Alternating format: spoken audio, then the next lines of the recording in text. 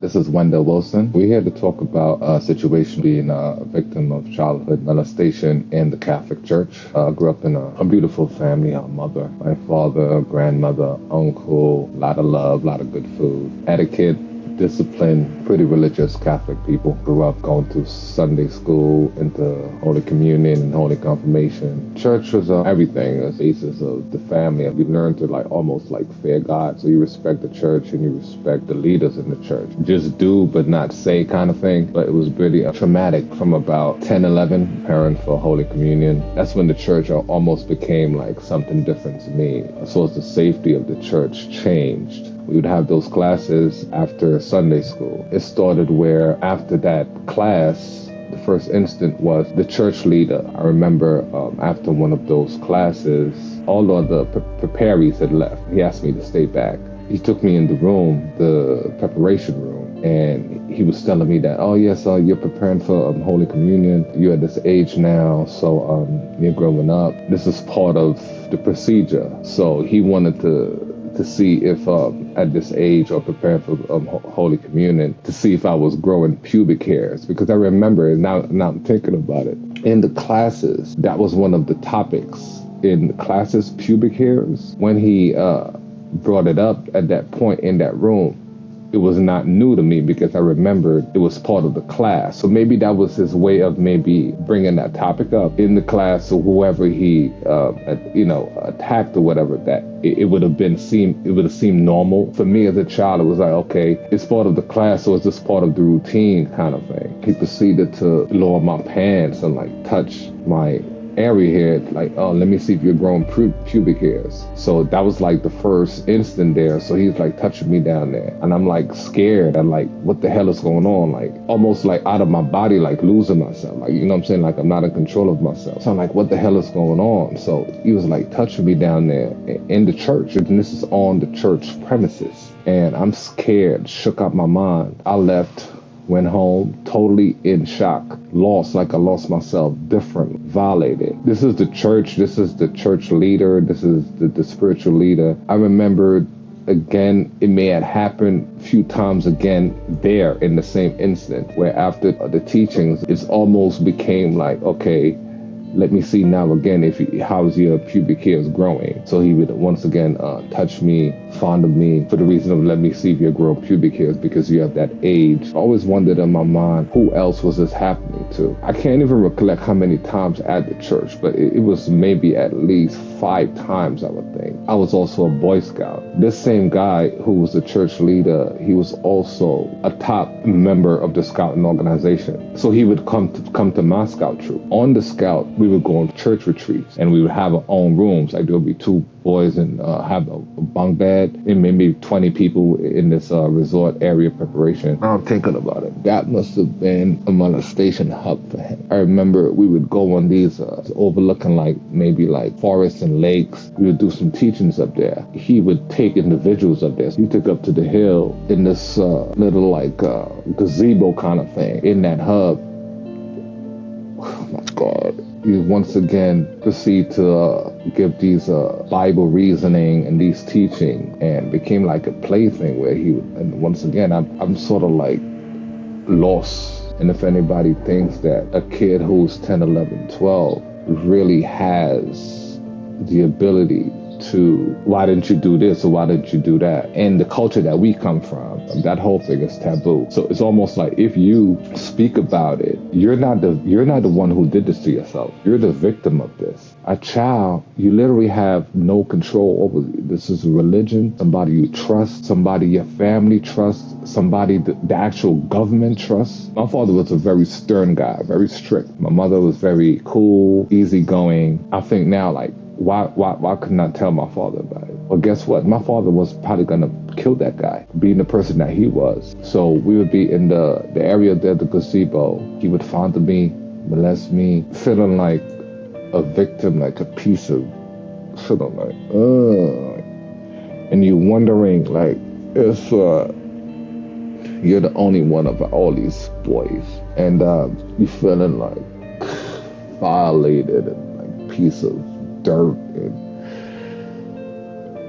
you're just feeling less than, and oh my God, how do a child, anybody, possibly bring that on themselves? You have to be totally sick in your mind, as sick as that person, to think that something like that happened to an underage child and the child would have brought it on themselves. The destruction that does to the child was me. I was a bit of a shy kid growing up, and I became outspoken, more out there, more into my personality by high school. But when trauma like that happens to a child, it sort of like puts you in it's like an eggshell forms around you, and you're almost this shell is trying to protect you. To speak about it, you have to break out of the shell. You wasn't born in the shell. You're living in a shell now. To even speak about it, or to even you have to find a way to crack that shell. And there's a lot of things in life that may be knocking on the shell from the outside.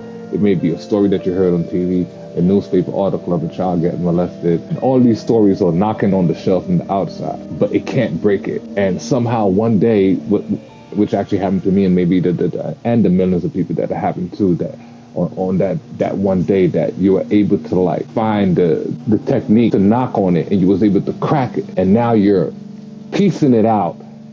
And this is what got me here today. Totally is the culture. It's the household that you grew up in. The Catholic Church, your grandmother, your mother, everything is the Catholic Church. It governs everything. It's a community. It's who you are as a child. And I'm not the first. So I'm not the one with the answer. I'm not the one with the answer for everybody. It's based on the fear, based on that shell that is formed around you, like I mentioned, which sort of like makes you numb to emotions. It makes you, it disrupts your further relationships with your sexual partners, your girlfriend. And that's what your whole psyche as a child, because at that age, you're actually even before puberty. So 11, 10 years old, you're like questioning like who you are. After I graduated and went to high school, I went to the high school that he went to. He was the manager of this bookstore in the city. There, he would have me visit him at this bookstore to look over my work, my schoolwork, and he would check on my report card. Almost on every visit, there's another room where the store would put a book. He would take me in that room after the visit and molest me in that room. So I felt trapped, because this was like part of like my grooming as growing up as a child under the Catholic protection. He was sort of like a mentor. This was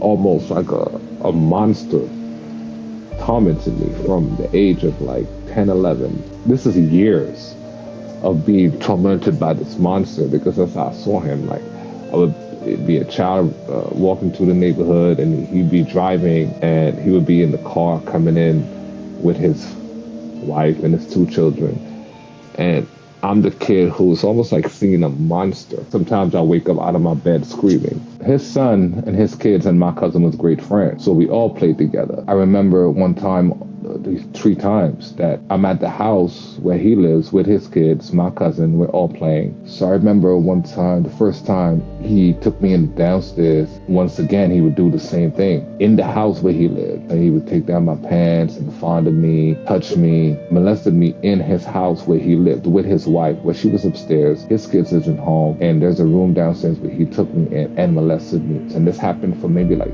on 3 different occasions I could recall. I had met this girl a few years ago. This girl turned out to be, I don't know, she had set me up, in other words. I got into a situation where it's the first, because of that, I had to really reflect, because it got me in trouble. She came on like friendship, and she would ask, could I help her to do this, help her to do that? And I really liked her. So out of my norm, I would go out to help her, to find this that she needed, to find that what she needed. That whole situation was a setup that got me in trouble for helping her out. My back was literally against the wall at that point. It was a point where I had a lot of stuff coming at me, and it was the first time I actually spoke about this to anybody. I mean anybody, not to my son's mother, not to my son before, not to my mother, not to my father, not to my auntie who was my confidant, not to this girl we grew up as brothers and sisters. I'm an only child. So being in that situation, I wrote a letter to my mother, to my auntie, and I think to my cousin, 2 of my cousins, mentioning this. It took for me to write it, and I sent some letter to them. Writing the letter and sending it was one thing, but their reaction was the whole thing, right?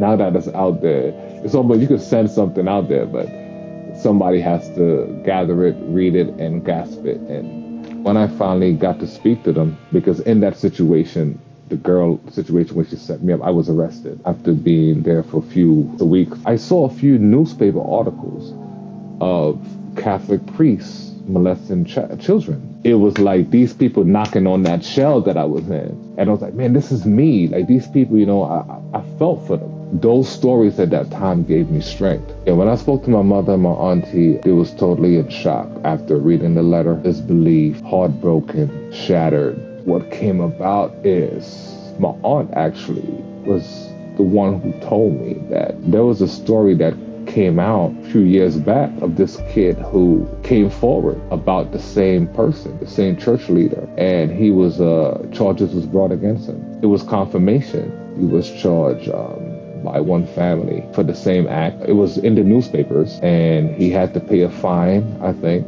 the result, and he was actually ousted from that church, and he was placed into another parish church, she told me. And my mother knew about that story also, and I told him, like, for years, like, I've been going through this pinball in my head, wanting to actually seek some form of compensation, whatever you want to put it. Started speaking to a lawyer about it and wanting that information from my family, because my aunt and this guy are neighbors, the family are neighbors. So this is a friend. Their whole take on it also was the Catholic Church first. And this was shocking to me, too, that for my mother and my aunt, they didn't want me to actually speak about this at the time because they was concerned about the church. They was concerned about the bad name for the church.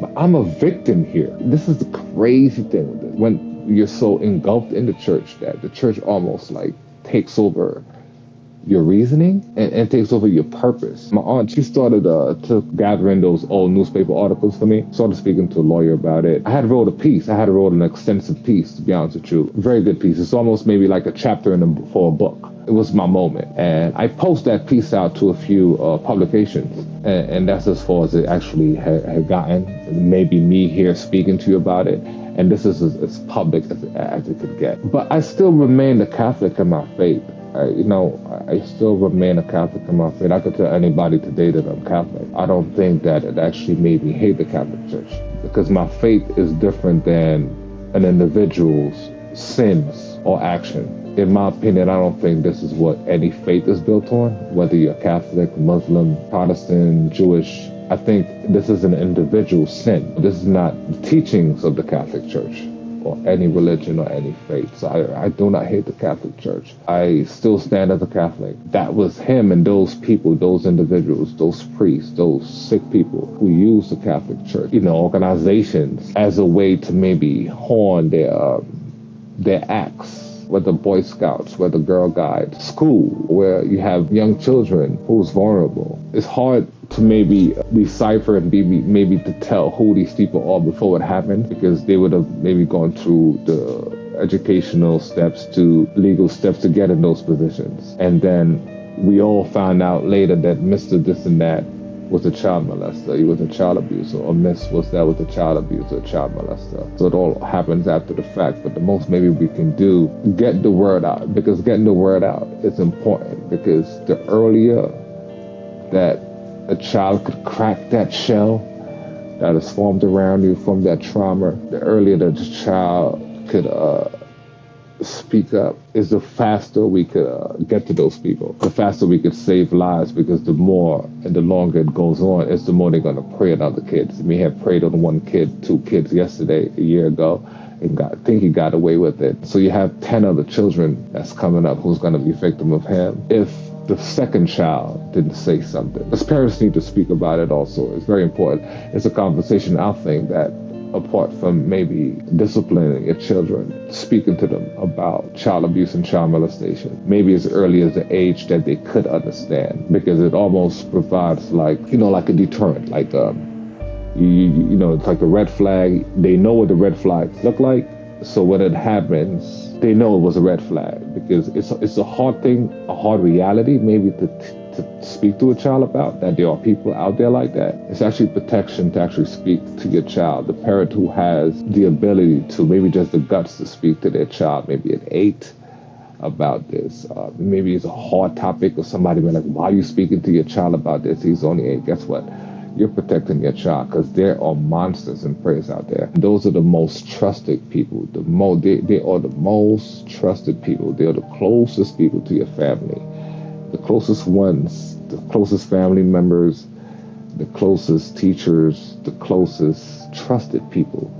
It's not the person, it's not the stranger. If you think for 1 second that you got it all together, your child has it all together, think again, because you may be so surprised. And if you think, well, this has happened because the child is the one who brought it on himself, you may think now, this could never happen to me. It could have never happened to me. This could never happen to my child. But if it happens, and when it happens, you realize that it could happen to anybody. It really could happen to anybody, and you have to give your children the tools to be able to speak about this and be able to come out about this as early as possible.